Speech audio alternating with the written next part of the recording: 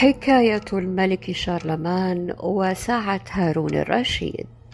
يعتقد المؤرخ الفرنسي فولتير أن أول ساعة عرفت في أوروبا هي الساعة التي أهداها الخليفة العباسي هارون الرشيد إلى الملك شارلمان عام 870 ميلادية، سنة الساعة التي صنعها العرب قبل أكثر من 1200 سنة.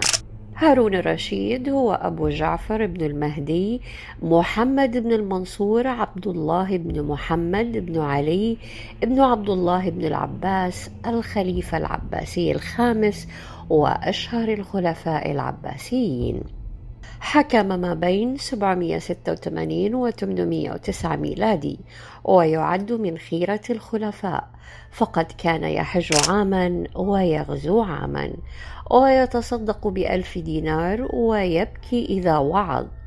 ورويت عنه العديد والعديد من القصص التي تمزج بين الواقع والخيال، ككتاب 1000 ليلة وليلة، بأنه لا يفعل شيء سوى اللهو والخمر والرقص مع الغانيات، وهو ما تلقفته الأعمال الدرامية التي شوهت تاريخه وأنصفته الكتب التاريخية، حيث سمي عصره بالعصر الإسلامي الذهبي الذي تميز بالحضارة والازدهار الثقافي والديني، كما ازدهرت حركة التجارة الخارجية ونمت العلاقات السياسية بين دولة الخلافة وممالك أوروبا. ومن ذلك اتصاله بشارلمان، حيث أن هارون الرشيد وشارلمان يعدا أهم الرجال في عصرهم، ويمثلان الإمبراطورية العباسية والإمبراطورية الفرنجية. كان الملكان يتبادلان الهدايا، ومن أبرز الهدايا التي أرسلها الرشيد لصديقه الأوروبي عام 797 مجسم فيل، في وقت كان الأوروبيون يعتقدون أن الفيل حيوان أسطوري، كما أهداه الساعة الشهيرة، وكانت الأضخم والأندر في العالم والأغرب، بجانب أن الساعة لم تكن معروفة آنذاك بالنسبة للأوروبيين. كانت الساعة ضخمة بارتفاع حائط الغرفة، تتحرك بالقوة المائية، وعند تمام كل ساعة يسقط منها عدد من الكرات المعدنية الكبيرة فوق قاعدة نحاسية مفرغة، فيسمع لها رنين موسيقي جذاب في جميع أنحاء القصر. وفي ذات الوقت يفتح بابا من الأبواب 12 المؤدية إلى داخل الساعة، والتي تمثل ساعات النهار والليل، ويخرج منها فارس يدور حول الساعة ثم يعود من حيث خرج.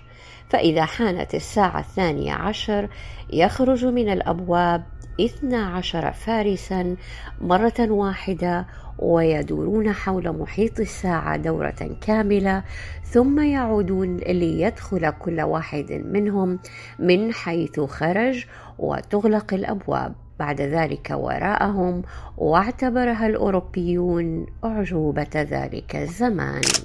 بالرغم من إعجاب شارلمان الشديد بتلك الساعة، إلا أنها أرعبت، كما رعب منها الحاشية، وصرحوا لشارلمان أنها مسكونة بالشيطان، وإنما أرسلها الخليفة هارون الرشيد هدية ليقضي عليه ويسلب منه ملكه.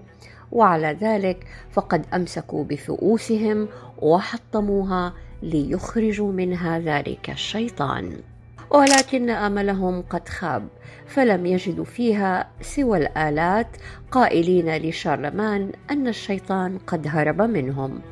حزن شارلمان حزنا شديدا، واستدعى العلماء والصناع المهرة في محاولة لإصلاح الساعة وإعادة تشغيلها، لكن جميع المحاولات فشلت، وعرض عليه بعض مستشاريه أن يرسل الخليفة هارون الرشيد ليبعث لهم فريقا عربيا لإصلاحها.